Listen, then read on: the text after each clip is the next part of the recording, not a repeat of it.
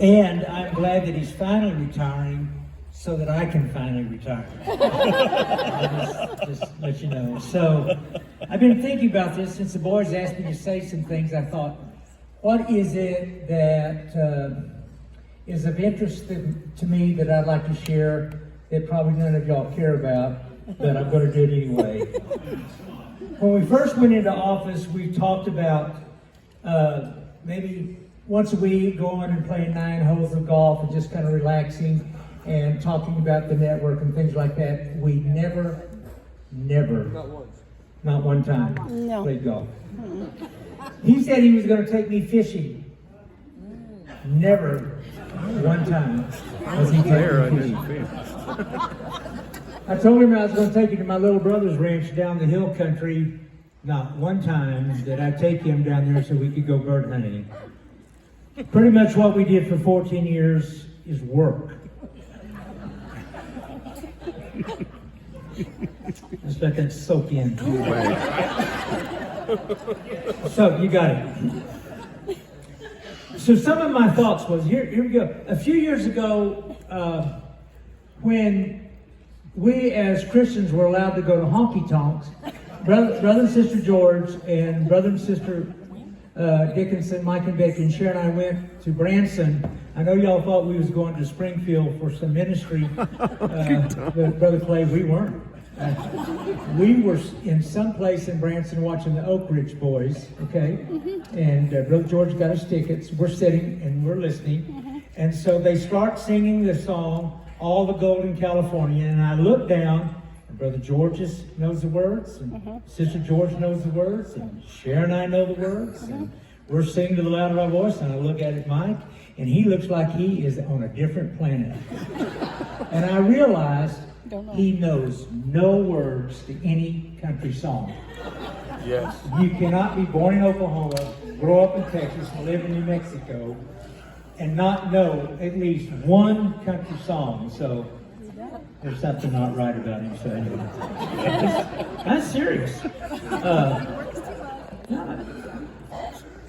Yeah, you're serious. How can you physically survive on catfish, barbecue, chicken Alfredo, and cheeseburgers and fries and Dr. Pepper? I mean, how can you? Because that's it, y'all know. Pastor Mike mentioned one time to me that he had a pickup. And I knew he had a garage. He had a 3-part garage, and it was totally full of his stuff, Jason's stuff, Cheryl's stuff. And I didn't think he had a pickup till one day I saw Jason driving it. And then I realized that he did have a pickup. Anyway, that's a little private joke. Jason and I are the only one that's laughing. So.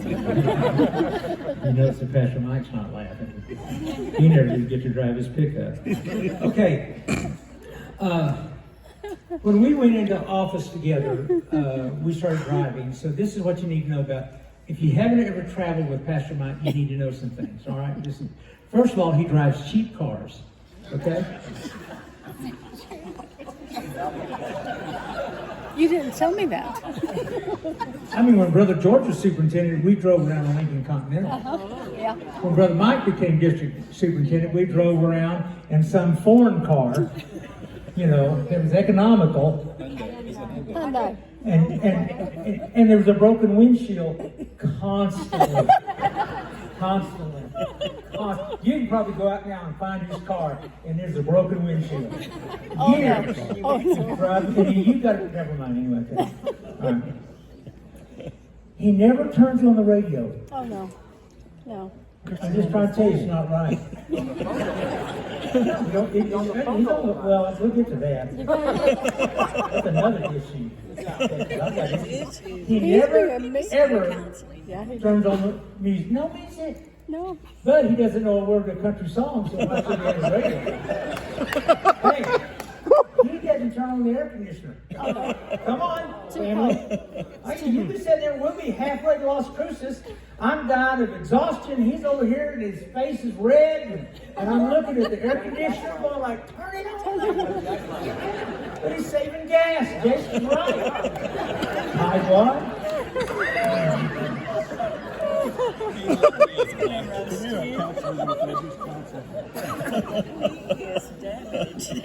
Hey, I'm a credential holder. I'm not making any of this up.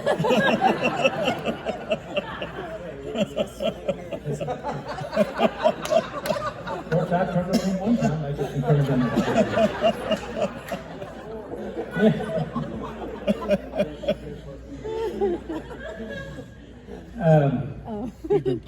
It's been mentioned a little bit, and I won't take any much more time, but when you work with somebody, especially somebody you love and respect, I mean, that's a friend, I'll talk about it in just a second, but I will tell you, I thought, and Mike knows me, and he knows my family and how I was raised, I thought I was a workaholic. I really did. And I do have a good, strong work ethic. I'm still trying to work myself to death. But anyway, Mike's making sure of that. But I cannot tell him. And so here's the deal. Some of y'all have mentioned about the way, how fast he walks. It's not funny. It is not funny. Do I look like I walk fast? I'm just trying to tell you. I mean, he's legs from here down. And y'all, and we're both very competitive. So when we started traveling and going anywhere together, my toxic masculinity, which I'm trying to get deliverance from, I kept trying to keep up with him. He about killed me. Finally, one time we was at Love Field in Dallas, and I simply told him, I said, I'm going to stop, I'm going to get a balloon, I'm going to tie it to my wrist, let it go up in the air, you can go wherever you want to, look back, find out where I'm at. I'll take that.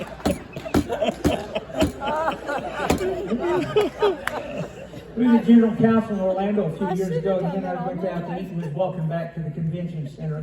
And I thought, because he buys these expensive shoes, and they're real soft and comfortable, and for somehow I've got to wear boots. And we were in Orlando, and it's 7,000 degrees, and the water is 14 feet deep, you know, and we're walking back, and I finally said, Mike, stop. I said, I cannot keep up with you. I said, if you want to go on, go on. Oh, you're just as bad. That's why Gerald came to work for me, not you. I had my choice. Lord.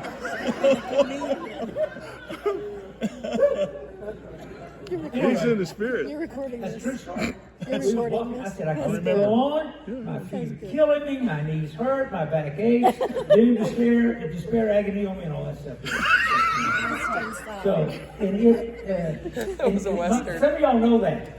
All right, some of y'all know that. But I will simply say, people ask me, like, Pastor Marcus, you retired. Why did you retire when you did? Because I was warm.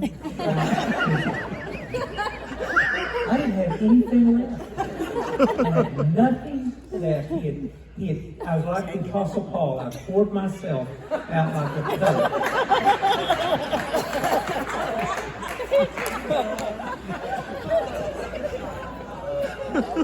Really, that was just me going to the bathroom.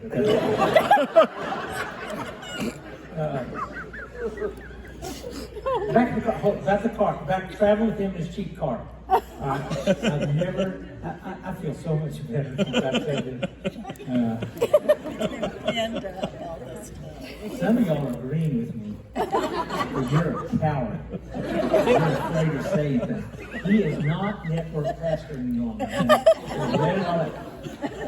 You get in the car with him, no music, no air conditioning, all right?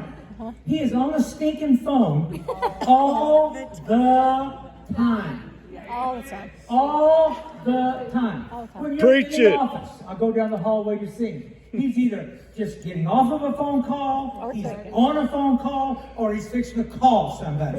All right? When we came into office, he had 2 phones, maybe 3, but I know he had 2 when we when we started in office. It just drove you absolutely nuts. And then we'd all go home, and he'd stay in the office and talk forever. I'm saying, you're looking for watch, okay. Fine. You're just like your dad. Everything's an agenda. Everything's a goal. Everything you don't know how to relax or anything. But Jason gave me the look, and my best stuff I kept for the funeral.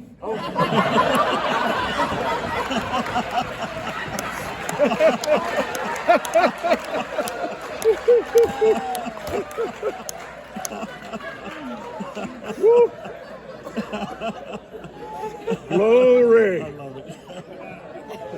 Now you know why God gave me to him. And he just needed it. Dave commented about how many years that he and Hilda had been friends with Mike and Becky. We hadn't been almost that many years. Yeah. Somehow God put him in my life, and I think it's punishment for the way I was raised as a preacher's kid. But anyway, oh my goodness gracious, I have followed him. Literally. Ministry, in airports, restaurants. I've even walked up the dumpster behind the district office with him trying to. Dr. James Dobson said a number of years ago that if you come to that season at the end of your life and you can count the dear friends that you have on one hand, that you have lived a very blessed life. Years ago, I lost my little brother, and that took one of them off. Yeah. The rest of y'all are in this room. Yeah. And Mike and Becky take a prominent place in Sharon's and my life, and we love them absolutely dearly. I told him when we came into office that God didn't call me to work for him, but he did call me to serve him. And I think for 14 years I did that. Yeah. And Yeah. and today is payback. No. Love you, Mike.